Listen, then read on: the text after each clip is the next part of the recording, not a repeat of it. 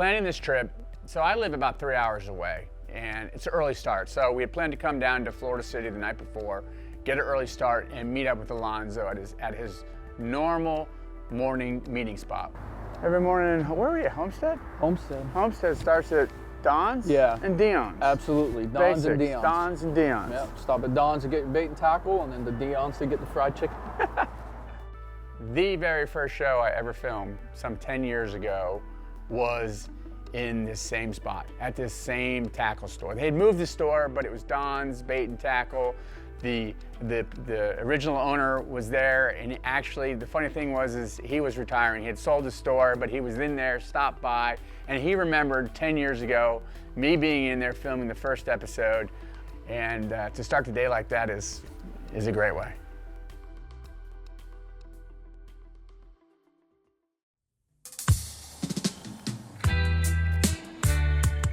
Alonzo said there's two things in the morning. There's Don's and Dion's. And you had to be a part of both of them. So after Don's, I follow him out and heading towards the park, and we stop at a mobile gas station. And apparently this is the spot for a fried chicken. We're getting gas at a mobile, George, here in Homestead, which everybody comes to. Not just for the gas, but for the famous Dion's fried chicken. I've heard about this chicken. All right. It's gonna be on our lunch? Oh yeah. You gotta have it. So it's the stop. Don's and Dion's. Don's and Dion's. And then the park. And then the park. You come to Everglades National Park, you gotta go in with a bag of Dion's fried chicken.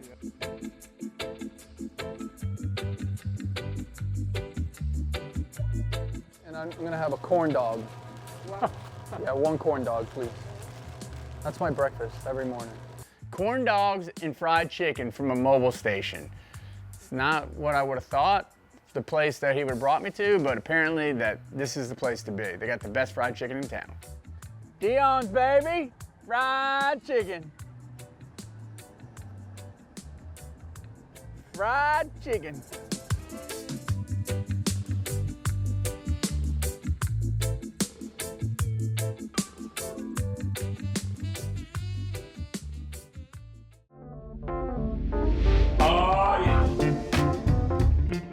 Man, it is cold. It is very cold. So we got obviously a big cold front coming through today, or last night, for the next couple days, and that north wind is kind of our friend and enemy in sense, you know? Our friend because it's pushed a lot of the water out, which kind of transitions all these fish into deeper trenches and holes. It concentrates them. So we're able to kind of set up on these holes and these transitions and fish for them effectively, you know, whether it be with hard plastics, yozuris, or my all-time favorite when it gets cold is shrimp on a jig head, you know. Our timing for this trip falls on what's to be the coldest night in the last 2 years. That's crazy. It's gonna be in the 30s in southern Florida. Temperatures are already dropping. We're into the 50s. The water temperatures are now into the 60s. They feel this. Things are gonna slow down. We were looking for these deeper passes that were heading into the backwater. You know, rather than a foot or two of water, we're looking for those spots that are 4, 5, 6 feet of water, hopefully holding those fish down there on the bottom.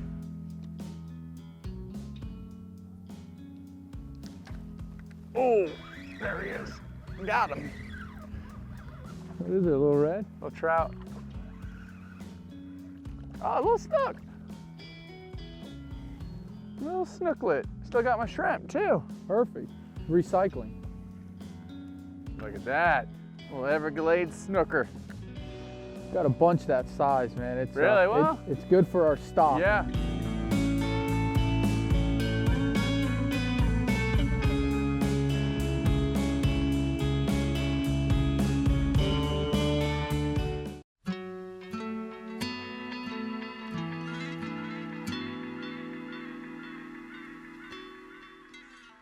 So the Everglades encompasses this lower end of Florida and a lot of history. The Everglades got its name from the Seminole Indians, and it means a river of grass, and it's just that. Water through the Kissimmee Basin drains into Lake Okeechobee, and naturally what it did was flow down through the Everglades into Florida Bay. And what this does is it creates a wonderful estuary for, you know, all types of game fish, wildlife, bird life. Everything is down there, and it's a national park and a treasure on the southern end of Florida. There he is. There he is. Oh, bouncing the bottom right there. Nice little red.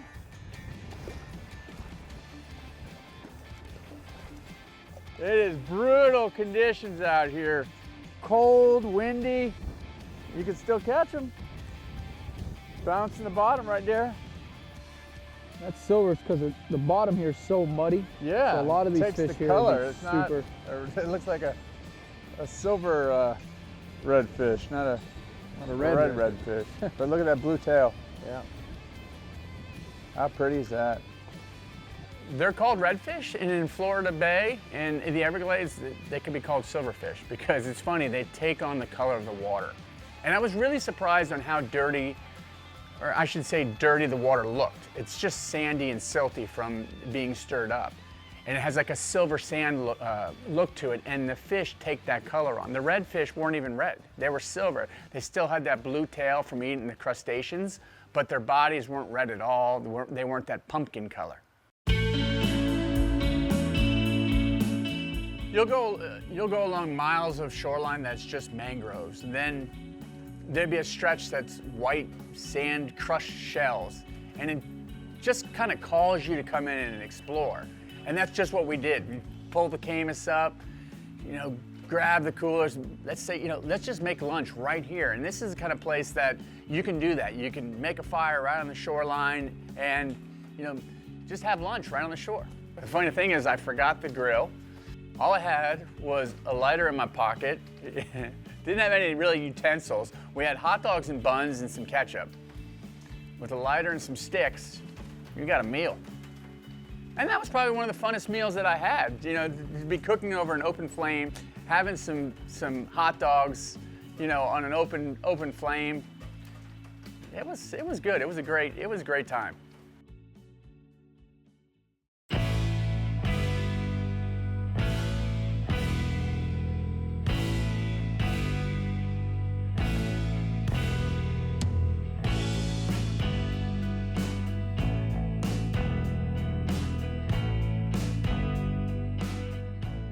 You know, this is actually my first time camping in Flamingo. First time. First time today.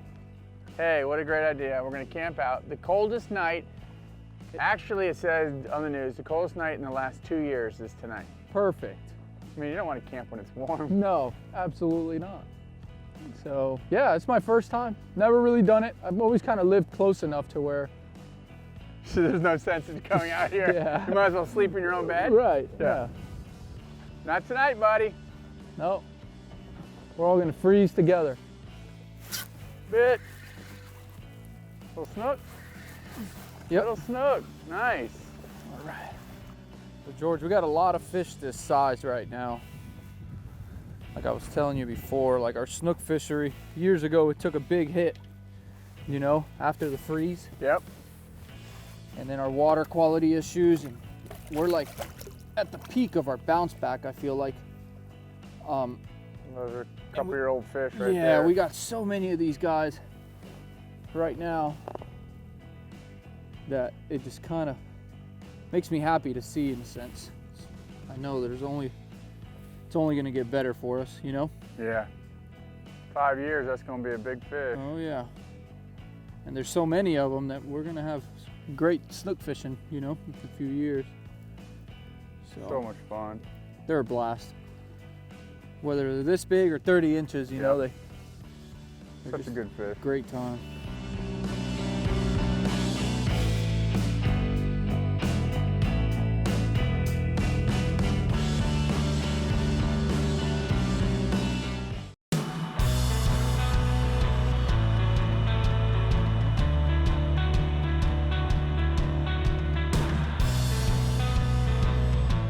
They have these spots out in Florida Bay and in the backwaters of the Everglades. They're cheekies. They're in essence just platforms that you can camp on. They got a little portalet out there as well, and they're spots that you can reserve go out there and set up tent. And this was our big aspiration, to get a cheeky, to camp out at night, but conditions weren't favorable for that. We got to our cheeky a little bit before dark. The wind is blowing 25, 30 miles an hour, full frontal wind. Actually, we got about 40 minutes of light. So let's figure it out quickly. Let's set up Are there any other cheekies closer in? No. You want to know what my concern is? Can I express it? Yeah. Us getting out of here in the morning. That's my only concern, realistically. Where would we keep the boat? On the trailer. Oh, put it back on the trailer? Yeah. We're sitting in about 1.5 feet of water at this point. Tide's expected to be even lower the following morning. And we looked around, thought about it, and said, you know what? There's a good chance tomorrow morning when we wake up that this canvas is going to be sitting high and dry, and we're not going to be able to get out of here. So we made a game day decision. We just said, you know what? This is not going to work. Let's pack everything up. Let's run back to the boat ramp. They have a campsite right there at the park. Get set up there and spend the night on firm ground. I spend a lot of time down here, driving down here day after day after day, but I've never really camped in Flamingo much. You know, I did it one other time. I actually slept in my truck. It wasn't a proper camping trip. So this is my first proper camping experience in Flamingo in all these years of coming down here. I've just never really done it.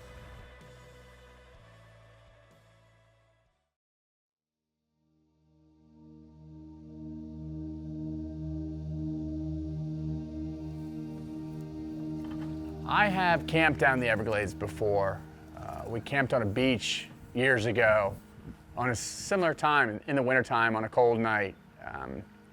In my mind, that's when you want to do it. I can't think of being down here with mosquitoes the size of small birds that could pick you up on the warm night. So I'm fine camping when it's cold. I'd rather be cold at night than hot. So picking the coldest night of the year doesn't bother me at all to be outside. Yeah, sitting around, cooking up some food, eating some chili, drinking some adult beverages, telling stories, just cutting up. You know, wondering how the heck you're gonna stay warm when the temperature's dropping 30s. It's fun, man. That's what I'll remember.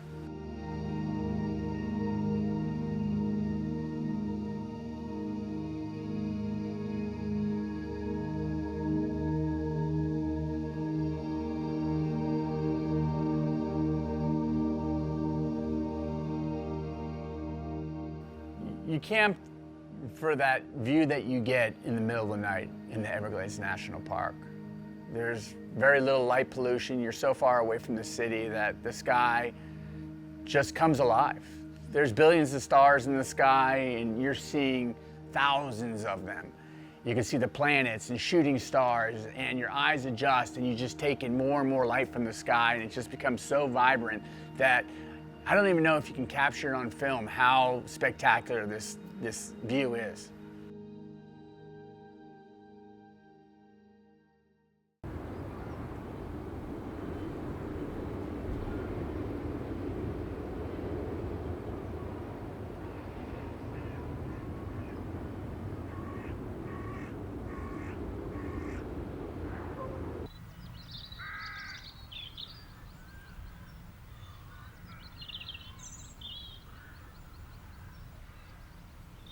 When you wake up, it's 38 degrees. All you can think of is coffee. How am I gonna get coffee in me?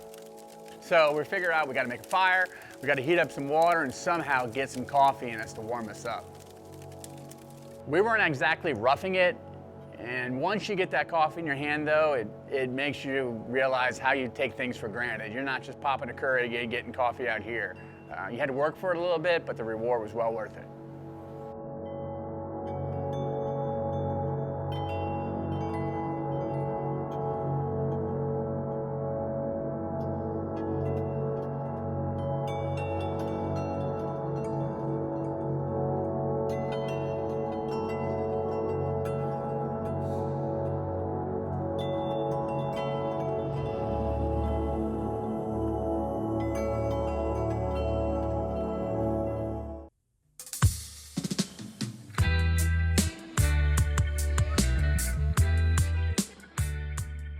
If you're spending any time outside, on the water, choosing a high-quality pair of sunglasses is an important decision to make.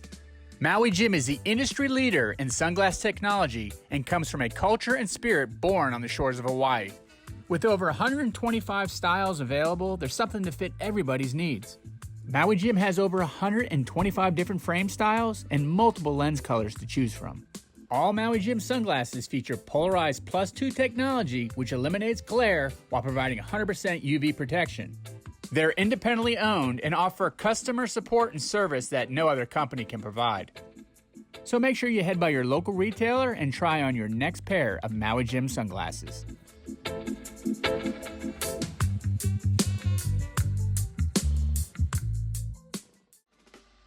It's not only 38 degrees. Understand, 38 degrees, yes, no wind is one thing. 38 degrees with 20, 25 mile an hour winds is a totally different thing. It cuts right through you. If you could be out of the wind, it was one thing, but as soon as you got in that wind, it was a wind chill, probably 30, maybe even less. Another cold morning. Blistery. It was a cold night. Cold, blistery morning. There is no water. So that hard northwest wind, does it just blow all that water out of Florida Bay? So we got a big low coupled, or paired up with rather, a stiff north wind, and basically the bay just kind of empties out. And they got nowhere else to go. They got no place. I mean, look out. Everywhere you look is dry, so they have to be in these cuts. They got to. There's no other, what's the water temp? We have a water temperature of 56.3. Okay, so last night, or this morning when we woke up, it was 38 at the campsite. Right. Yesterday was 70 when we got wrapped up fishing. It was 70, so it's dropped A lot. a lot. Close. So we're gonna fish the slough right along the shoreline. Yeah, we're just gonna kind of work down nice and slow. Use the power Power pole pull, to power kind pull, power pull. of, yep, work our way down and kind of fish super slow. You know, All right. it's cold, so we gotta slow everything down. These fish have to eat at some point, and a lot of times it's just a matter of waiting them out. And really, that's pretty much what we did. It got to be the middle of the day, temperatures were warming up, we got a spot out of the wind, deep enough water, and we just found a hole. We just found a spot.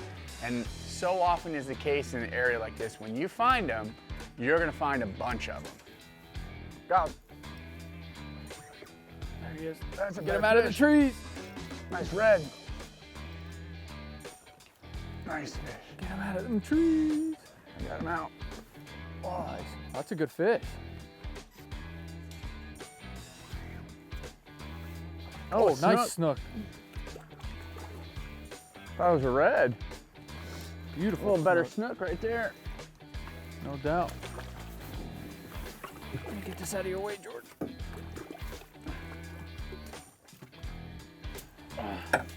How much fun in these little creeks Oh, is my this? God. Tight quarters, you know? 38 degrees this morning when we woke up. You can still come out here. Oh, I just got bit. Doubled up. You got him? Yep. What do you Another got? snook. Another snook? Little estuary.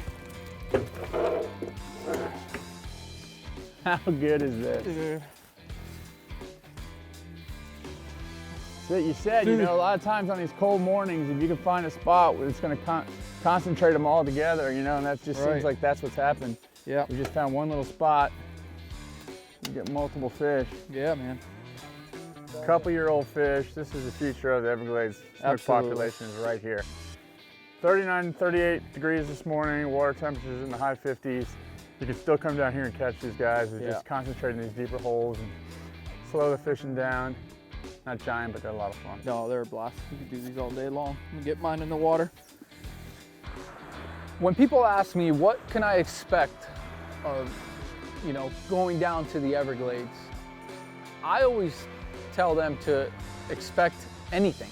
You can go from, you know, fishing out in Florida Bay and Flamingo to fishing deep back into Whitewater Bay and Hells Bay and seeing all sorts of different things, from wildlife to different species of fish and different salinities of water, all within the same day. So, you know, expect a variety of things, a variety of sights, a variety of bodies of water, and just an all-around awesome experience down here.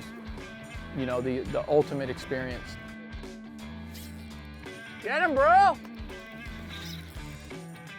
Ah, you get the catfish out of your way so you can catch the good fish. What you got? I don't know. Another key cat? I hope not. Yeah. Redfish. Nice, bro. Redfish. Why do you gotta outdo my catfish with a redfish? There he is.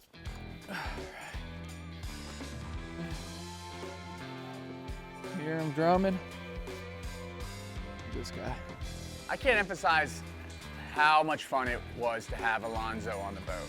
He remained upbeat, positive, regardless of conditions, regardless of what was going on. He had a positive outlook and just made the entire trip so much fun. Nice. All right. Good job, brother. Thanks, man. Nice. There you go. Cat Daddy! Oh, yeah! Woo, buddy! Slam! Oh, I definitely won the catfish competition. There's no doubt. We were turning it into a catfish tournament. I tend to be catfish slayer. Looking like a kitty. Oh, another one. Oh, one of the finer species in the Everglades. The guy slept in a hammock last night in the freezing cold. You know, who does, like, he's not right in the head sometimes, I feel like. 2109. All right, are you gonna keep going like this? Because I'm gonna have to keep adjusting my focus. Like if you this do. is messing you up? Yes, it is.